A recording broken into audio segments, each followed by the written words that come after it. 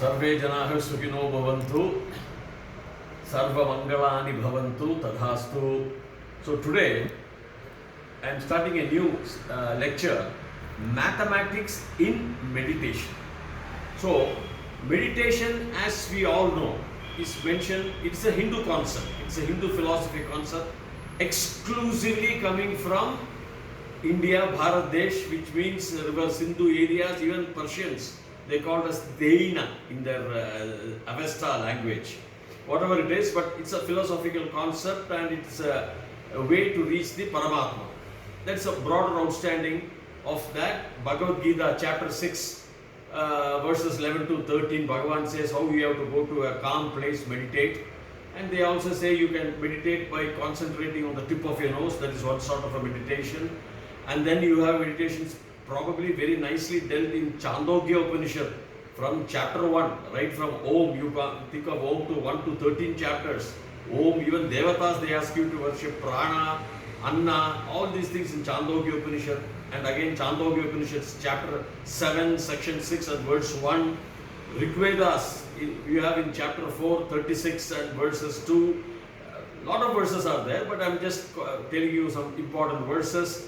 And Taittiriya Aranyaka Upanishad you have from 10, 11, chapter 10, section 11 and verse 1. And Kaushitaki Upanishad also deals beautifully in meditations, dhyana, and Patanjali Dhyana Yoga. And also you have in Gado Upanishad, Yamadharmaraja talks of Om and meditation. And most predominantly it was Ramana Maharishi who very recently introduced of his own Atma Drishti, own Jnana, Atma Vidya he gave to the world. And the first student of his was probably Paul Brunton. Okay, now what is this? How is mathematics in meditation? Is the important question.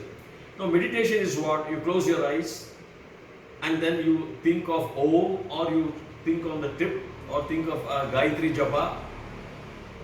You just go into that, and the fundamental idea is you will have to reach a state of thoughtlessness, no thoughts. So that is probably the Atma Vidya, as Ramana Maharishi says, go into the I thought. Who are you? Atma Vichara. Inquire about the I. Finally, the I thought gets dissolved with the Paramatma, with the Atma which is inside our body. Angushtabhyam Matra and all, Gadopurishad beautifully advises Nachiketa. I have given a series of lectures on Gadopurishad, Mandukya Upanishad. It's available. There are 324 videos of mine. You can see word by word meaning I have given of Gado Upanishad, Mandukya Upanishads and all. So how is mathematics come? How to explain meditation in mathematics? Yes, here I am taking the Cartesian plane, the analytical geometry, simple analytical geometry. Let us see. Let us say this is the time span. You start meditating. You start meditating, say 5 minutes, then small 6, 7 and all I am not marking. 10 minutes, 15 minutes, 20 minutes, 25, 30, 35, 40, 45, 50, say 55 and 60. All these are you can put as a peak period. And here you can put as thoughts. Like the first 5 minutes you will have 5,000 thoughts or 50 thoughts, 10,000 thoughts. They say around in 1 hour you will have 12,000 thoughts in some Google.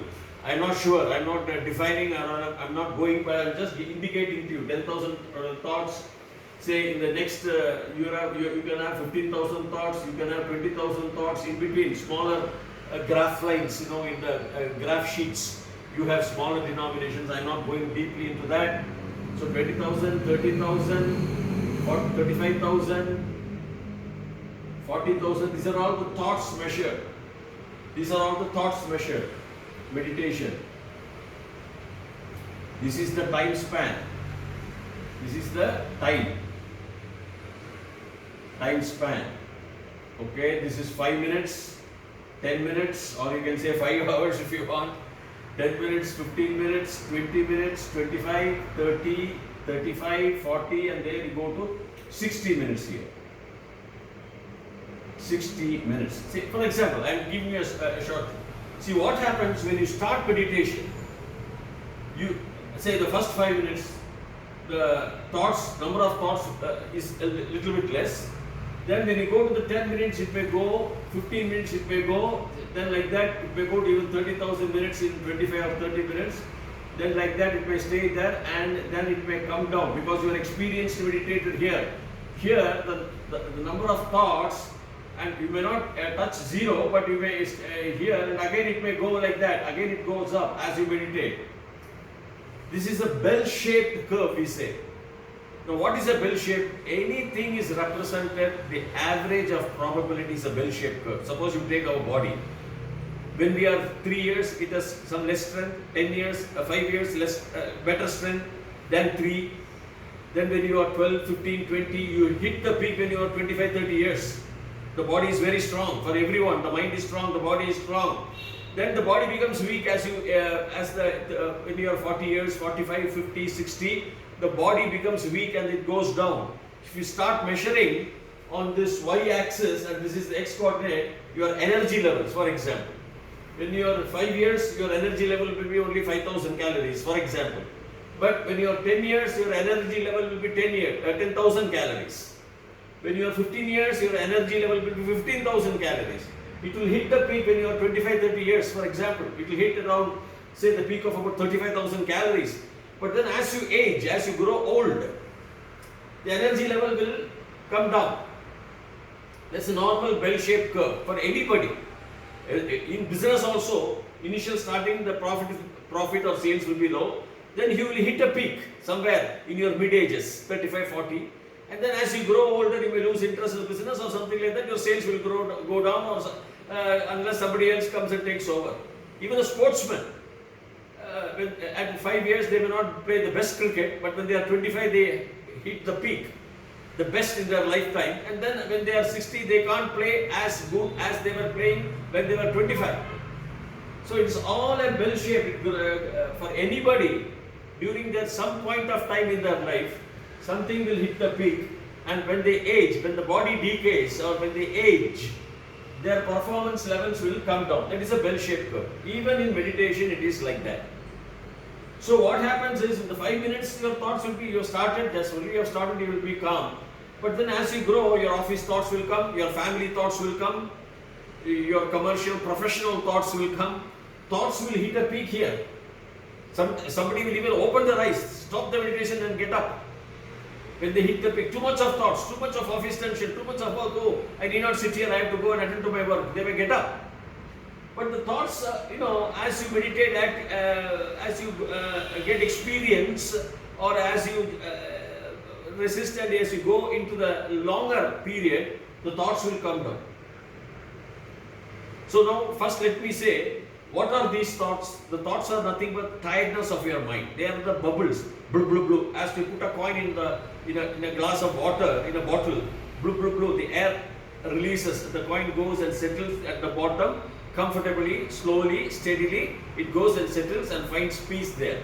No more agitations of the water is there on the coin. The mind is like that. So you try to calm the mind, thoughts will come. Thoughts are nothing but tiredness of your mind, the experiences of your mind. The thoughts do come, blah, blah, blah, blah, blah. It will come as you meditate. As you advance in time, more thoughts will come. The thoughts will hit a peak. But then as you get experience, as you have enjoyed your thoughts, or whatever it is, as you have experienced your thoughts, all thoughts, most of the thoughts, important thoughts have come and gone. You will not have so much of thoughts as you progress in time on meditation. So number of thoughts will come. The mind is achieving somewhat what is known as a very cool atmosphere, a very soft atmosphere, a very unperturbed atmosphere, a very calm atmosphere. The mind experiences as you come down, you go meditate long, say 45 minutes, your thoughts will be only 5,000 as it was in the first 10 minutes. If you plot like this, if you go on plotting here, we plot these points, historical data, we plot here. The thoughts will come down as you go. That's what it says. Now, there will not be still a state of thoughtlessness. What happens is, See, I am plotting another just for representative purpose. This is the time, and this is the number of thoughts. Now, as you start, it goes up, it goes down, but again it goes up, it goes down because you are not experienced. For somebody, immediate thoughts will go up, and then slowly only it will go down. But for sages, for people who are experienced, after some time, there will be a state of, it will hit here. It will hit the what is known as the zero, the x coordinate, which is 0. Starting is 0, x coordinate. Both y and x are 0 at this cross level. It may hit, and then again after sometimes it may start. So this hitting is a state of 0. Y equals 0, I said. Thoughtlessness, there are no thoughts. There are no thoughts at this stage, and it is a state of thoughtlessness, not even one thought. When there is no thought, then that is what is known as Atma realization, self-realization, thoughtlessness. Again it can pick up, because we are all mortals with this 5 senses body. But the fundamental idea is, as the gap can grow bigger for experienced people, this 0 level can grow, and that will be for, say, this is time period. This can be from 2 minutes, it can extend to 10 minutes, and then only the curve may start. So the gap level hitting on y, on this x, the x and the y coordinate is 0, the time level, the thoughtlessness is 0, and the time for 5 minutes, say from 60th minute to 65th minute, you may be in the stage of thoughtlessness. Then only the 66th minute, the thoughts may start, maybe very little. So the gap will be widened as you experience meditation, as you get experience in meditation. This thoughtlessness stage from 60 can go up to 70 minutes. 10 minutes you will be in a stage of thoughtlessness. So that is what the Atma Vichara. Now what is thoughtlessness? Thoughtlessness is a stage where you may be aware of the surroundings, but you will not have the thoughts. No thoughts of your family, of your business, of your profession, of any factor affecting any emotions in your life will not be there. But you will be aware of the surroundings. Somebody asked me, what's the difference between a thoughtlessness stage and a deep sleep? Well, I will come to you if you go to my Mandukya Upanishad lectures, where Rishi says, Jagruta, that is waking state, you will have error and ignorance. Whereas in a dream state, you are experiencing a dream, you will have errors, because all the dreams which you see are not real. Anything, even in your Jagruta state, that is waking state, whatever we experience, the very process of my talking is error, because it is all Maya. As I said in my previous lectures, nothing is real. The world is unreal because only the truth which is permanent can be real. Anything which is untruth cannot be real. Body decays. So body is not nirantara. Body is not permanent. So it decays, so it cannot be the truth.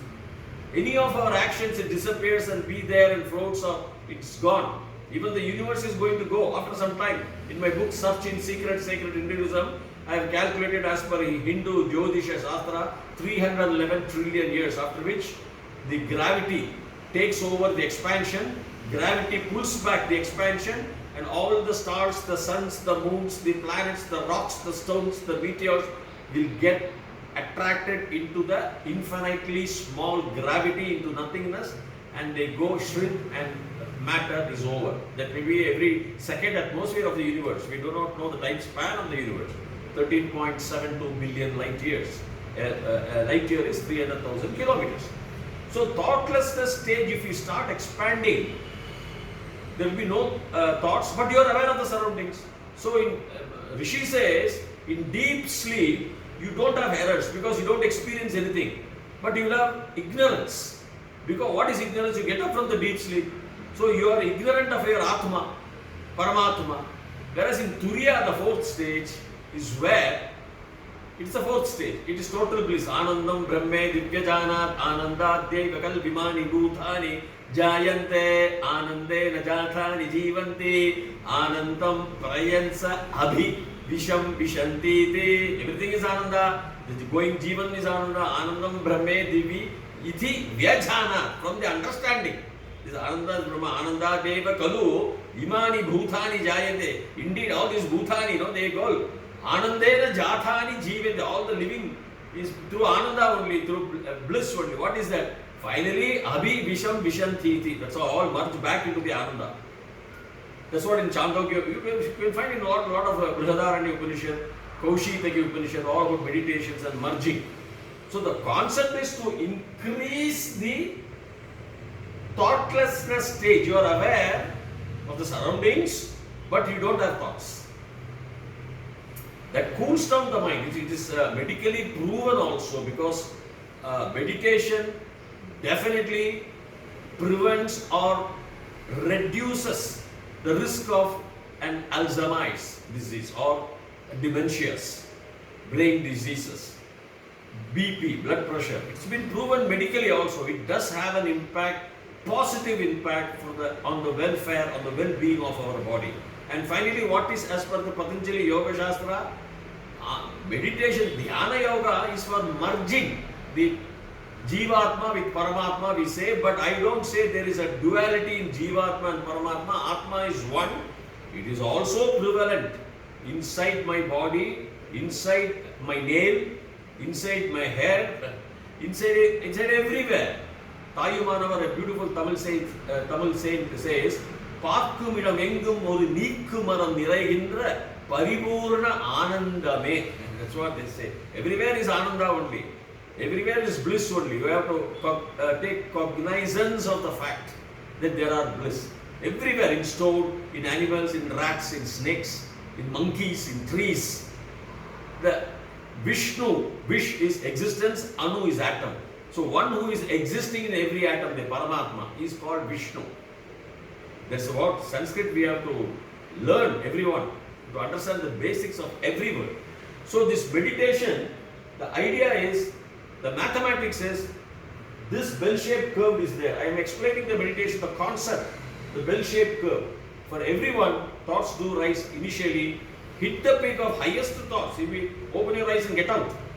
But then you continue with the thoughts may come down. The fundamental purpose is thoughtlessness stage, and the thoughtlessness stage for a longer period.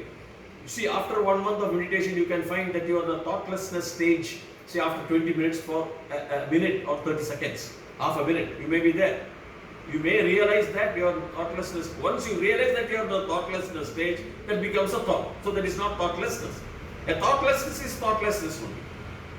You will not realize that you are in the thoughtlessness stage, but automatically you will be in a thoughtlessness stage. You will be aware. You will be aware of a car going on the road, the noise. But once you realize that the noise is there, that becomes a thought. So what happens is, you may be aware of the surrounding, but you may not process those thoughts, process those signals, just be blank to it, but you know that you are existing, which is in contrast to a deep sleep. So this is the mathematics behind it. Thoughts, how the thoughts are nothing but tiredness of your mind coming out. So you give exercise to your mind, because the brain is something which has neurons. There are about 80 billion neurons in our brain, an average brain, and every neuron, the head is called axons, mid-body, the middle body, and the dendrites. And in between two neurons, you have synapses. It's called space. And one neuron faces the dendrite of the other neuron. They don't face head to head. Axons of one neuron do not face the axon of the other neuron. It's all very mild, very small. You can't simply just, we can talk, that's all. It's all under heavy, high-powered microscope. You can see all those neurons and all. When you have about 8,000 crore neurons, and it's floating on a liquid, the brain is floating on a liquid. So if in between those two neurons, one is axon and one is dendrite, if suppose a reverse formation is there, the man is maybe too much of a genius or too low in IQ. And in between those two neurons, we have synapses, and synapses can be slushy. If you don't exercise, if it is slushy, the free flow of blood does not happen from one neuron to the other neuron, from one axon to the other dendrite or the other neuron. It is blocked, just like the arteries in the heart is blocked. So that's why meditation is the only exercise, or one of the very few exercises. Playing chess, solving mathematics are exercises. But meditation has a cooling effect too. So it may clear the slush. In the synapses, it may clear the slush, the blockages. It helps. That's what experts opine.